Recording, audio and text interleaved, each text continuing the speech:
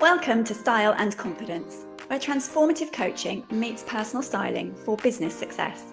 I'm your host, Claire Silk, a transformative life coach and a personal stylist, passionate about helping women like you align your inner worth with your outer expression. Each week, we explore how to build lasting confidence from the inside out, so you can show up as your most authentic, empowered self. Whether you're looking to break through limiting beliefs, build authentic confidence and a winning mindset, or create a wardrobe that truly empowers you, you are in the right place. Get ready to transform your relationship with both your mind and your style. Hello and welcome to the 6th episode of Style and Confidence, where we explore the connection between personal style, confidence and business success. As we celebrated International Women's Day on Saturday with the theme of Accelerate Action, ensuring women are empowered feels more important. According to data from the World Economic Forum, at the current rate of progress, it will take until 2158, which is roughly 5 generations from now, to reach full gender parity. They say that focusing on the need to accelerate action emphasises the importance of taking swift and decisive steps to achieve gender equality. It calls for increased momentum and urgency in addressing the systemic barriers and biases that women face, both in personal and professional spheres. So many women have big dreams, but are held back by a lack of self-belief. It is my mission to help women feel their most confident, enabling them to achieve their ambitious goals and drive their success. By improving self-belief, self-esteem, and confidence through transformative coaching, using your personal style to help you feel more confident and intentionally send the message you want to into the world through your style, you will be able to confidently live the life you want and create success on your terms. Many women I speak to would like to be more confident. I know I would. Certainly, being a confident person sounds great, doesn't it? You are not simply a confident person or not, though. Confidence is made up of self-belief, self-esteem, and self-efficacy. Today, I'm exploring self-belief, what it is, why it is important, and how to improve it. I'll be sharing 5 transformative steps to elevate your mindset, personal style, and daily habits so that you can embody the most confident version of yourself. Let's start by looking at the distinction between self-belief and confidence. Confidence is situational and is based on belief of your capabilities. It is supported by experience and evidence. The more you gather evidence that you can do something and gain experience, the more confidence you have that you can do something. As you take action, you build your confidence. This is why moving out of your comfort zone into your stretch zone is a good thing. It is how we learn, grow, and build confidence. The more we learn, the more our confidence grows. Confidence can also be knocked though, but we can build it back up again. This is where resilience comes in, which I'll talk about on another episode. Self-belief is emotional. It is how we feel about ourselves and what we believe about ourselves. It is the belief and trust in yourself, your judgment, and your abilities. According to Henry Ford, belief in yourself is a determining factor in your success.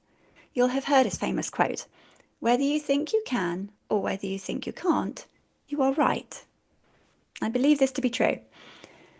Healthy self-belief is a realistic but optimistic evaluation of yourself and your abilities, and a sense of trust and confidence in yourself. When I was a child, I was often told I was shy. People would say, "Don't be shy," and guess what? I was shy. That label stuck with me. And as a teenager and at university and then starting my career, all these moves outside of my comfort zone felt a bit extra hard because I had this belief that I was shy. Fashion is a cutthroat industry and quite ruthless. And I had confidence in my skills. I knew I could do a good job, but facing some toxic environments knocked my self-belief a bit. Through my career, motherhood and personal loss, I've been on a roller coaster of self-belief. I've also learned how to rebuild it though, and I can help you too. As you know, I like to look to scientific research to help us understand. So what does science tell us about self-belief? Researchers in neuroplasticity have discovered that our brains physically change based on our thoughts and beliefs. When we practice positive self-talk and affirming beliefs about ourselves, we create new neural pathways that strengthen over time. How you speak to yourself matters. If you are constantly telling yourself, I'm not good at this, or I can't do that, or I'm not good enough, then your brain will start to believe it.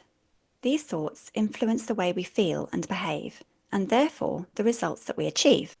By retraining our brain to think different thoughts, we can, in the end, change the results we get. There's also fascinating research on what scientists call embodied cognition. The idea that our physical presentation, including our posture, style, and clothing, directly influences our cognitive processes. As I spoke about in episode 1, enclothed cognition demonstrates that the clothes we choose can measurably impact our performance. And this is why, as a stylist, I emphasise that personal style is not just about looking good. It is about dressing ourselves strategically to enhance confidence. As a woman, we face many barriers to developing strong self-belief, from early socialisation differences in how confidence is expressed across genders to media representation that often undermines our self-perception. These challenges are real and systemic. Have you heard of the likability paradox? Research shows that as women become more successful and assertive, they are often perceived as less likeable, a judgment rarely applied to men. This social penalty can seriously undermine self-belief in professional settings. Another common barrier is perfectionism, which is particularly prevalent amongst high-achieving women. The need to be flawless before taking action keeps many of us from putting ourselves out there and gathering evidence that builds confidence. I'm guilty of this too. For example, I've been building a website for a very long time now, and I keep going back to it thinking, it's not quite right, that's not quite right, can't do it yet, and I just need to get it out there. So watch this space, it's coming soon, probably imperfect. It is important that we achieve success on our terms. Get clear on what you're looking for, clear on your goals. Is success an income with the flexibility to take your children to school and pick them up? Or do you want to simply earn more money? Or do you want to build a business with a team beneath you? Success looks different to everybody. And whatever our success, whatever we want that to be, we need a network of support around us from women who have similar aspirations. This follows on from the episode I did 2 weeks ago on the shine theory. We are told we can do it all, but we can't do it all alone, and we do need support to do it. Look for a coach to support you with your personal development. Look for communities to be part of. There is such power in connecting with other women. As I mentioned in my episode about the shine theory, women rise together. When I shine, you shine. If you don't shine, I don't shine. Women are conditioned to be disempowered. If you relate to this, take the time to understand where this has come from in your life. Once you know why, you can understand and take ownership of your life. I'm a chronic people pleaser and spent most of my life unaware of this or that it was even a problem. Now that I'm aware of it, I'm trying to create stronger boundaries for myself. We need to give ourselves permission to do this and know it's okay. And not only that, but know that we have a choice to give ourselves permission. We can say no. People-pleasing often comes from the need to be liked. This is a human need that we all have. We all have the need to be accepted and liked. It goes back to survival and being accepted as part of a tribe. By saying no to something, we fear we risk not being liked and not accepted. This causes us to lose confidence and second-guess ourselves. However, in today's society, saying no might actually help people respect us. We also have a choice to move outside of our comfort zone. So, how do we build self-belief? It's not an overnight journey, but a longer road. In both my 4-week accelerator program and my more in-depth 12-week program, Style Your Success, we spend time looking at your self-belief and techniques to improve it. Here are my 5 transformative steps to help get you started. Step 1.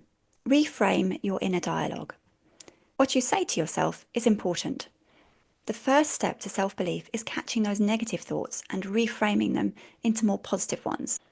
This can be hard to do. These negative thoughts are automatic and often subconscious, so being aware of them is a huge step forward.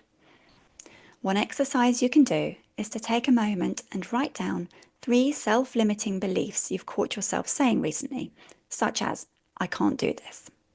Next to each one, reframe it into an empowering statement. For example, I'm not good at this becomes, I'm constantly learning and improving. Say these new empowering statements out loud every morning. Trust me, your mind listens to what you repeatedly tell it, so make sure it's good stuff. Another affirmation you might like to use is, I am confident, capable, and worthy of success. Find ones that feel true to you, that you can believe. Step 2. Dress for your future self. When you wear outfits that make you feel more powerful, you act more powerful. This is enclosed cognition, as I mentioned earlier. So make sure that you wear outfits that you feel are aligned with the highest version of yourself. Invest in key wardrobe staples that elevate your presence. Choose colours that enhance your energy and your confidence. Reds and bold tones for power days, blues for calm focus, and greens for creativity. Create a power outfit concept in your wardrobe. Assemble a few favourite looks that make you feel fabulous. Try choosing accessories that can act as a physical anchor for confidence building. For example, do you often feel great when you wear your red lipstick? Or is there a necklace that reminds you of something and makes you feel safe? It could be anything, big or small. Wear a power outfit and anchoring pieces for moments like big meetings, presentations, when you're speaking or at a networking event, moments when you really need to feel your most confident. Step 3. Take aligned action. Self-belief is built through action. The more you push past your comfort zone, you prove to yourself that you can do something. The more you trust yourself, and the stronger your self-belief becomes. Try thinking about one thing you've been avoiding doing due to self-doubt.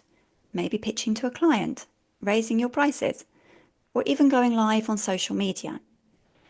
For example, for me, it's hosting a webinar. It's not something that's in my comfort zone at the moment, but I want to do it. Set a deadline and commit to taking action on it this week. Remember, every step forward builds your self-belief. It is also really important that you celebrate these wins.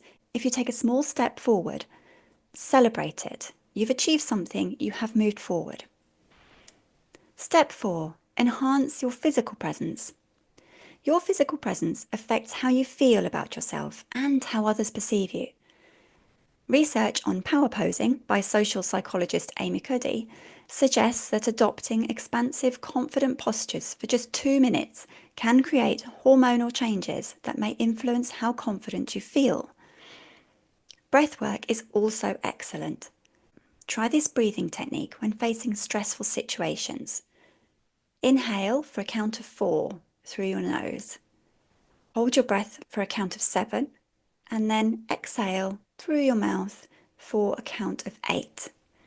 This pattern has been shown to activate your parasympathetic nervous system, calming anxiety that undermines self-belief. I find breathing techniques to be really effective. If you've had children, you probably will have worked through this.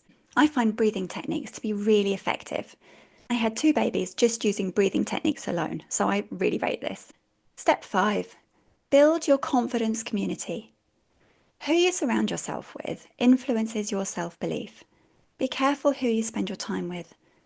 If you're constantly around negativity, doubt, or people who don't believe in you, it's time to change your environment. Identify the women in your life who can form your confidence council, peers who will celebrate your success and provide constructive support during setbacks. I have some great networks I'm part of, full of inspiring, supportive women, all on a journey similar to mine.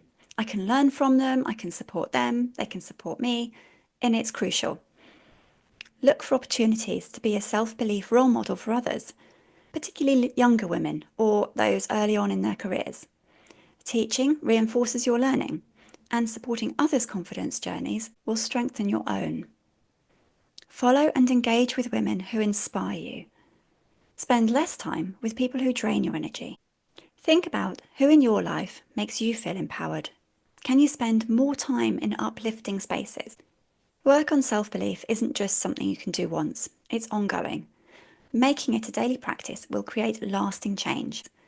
If every woman listening to this spent half an hour every day working on their self-belief, they would transform their world. This also has a ripple effect. For example, by me working on my self-belief, I have been able to build my business and help other women with their self-confidence and personal style, which in turn helps them with their success. Then they can help themselves, their families, and so on. Not only do you transform your world, but also the world around you. This is the half-hour theory. Spend half an hour each day doing something and you will progressively become brilliant at it. As you work on improving your self-belief, start a success journal where you document your daily wins, no matter how small. This creates a reservoir of evidence for your capabilities, and you can revisit this when doubt creeps in, and also just look back on to see how far you have come. You could also practice future self-visualizations. Spend 5 minutes each morning imagining yourself as the confident, accomplished woman you are becoming. Who do you want to become? How does she behave? What does she wear? How does the person you would like to be do the things that they do? Get clear on your goals and behave in line with the future self you have in mind. So to recap, the 5 steps that you can take to build your self-belief are reframing your inner dialogue, turning your negative automatic thoughts into positive empowering thoughts, dressing for your future self, taking aligned action, enhancing your physical presence, and building your confidence community. Remember that building self-belief isn't just about feeling better, it's about creating the foundation for taking bold action in your business and life to create success on your terms. It's about showing up as your most authentic self, dressing in a way that amplifies your presence and purpose. This week, I challenge you to choose just one of the strategies that we've discussed and commit to implementing it for the next 7 days.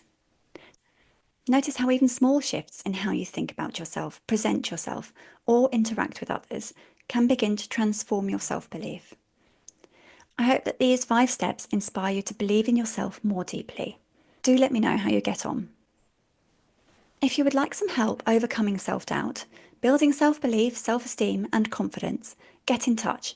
There are still places left at the amazing beta rate on my new 4-week program, the Style and Confidence Accelerator. If you would like to find out more, there is a link you can follow in the show notes. And finally, I would love to know what topics you would find most useful to help you elevate your style and confidence. Please do let me know, and I'll be sure to cover them in a future episode. Thank you for listening to Style and Confidence, where style meets confidence for business success. If you have enjoyed this episode, please share it with a friend, rate, review, and subscribe so you never miss our weekly confidence-building conversations. You can also connect with me over on LinkedIn as Claire Silk or on Instagram @_silk styling for more style and mindset tips. Until next time, remember, true confidence comes from within. Style helps it shine.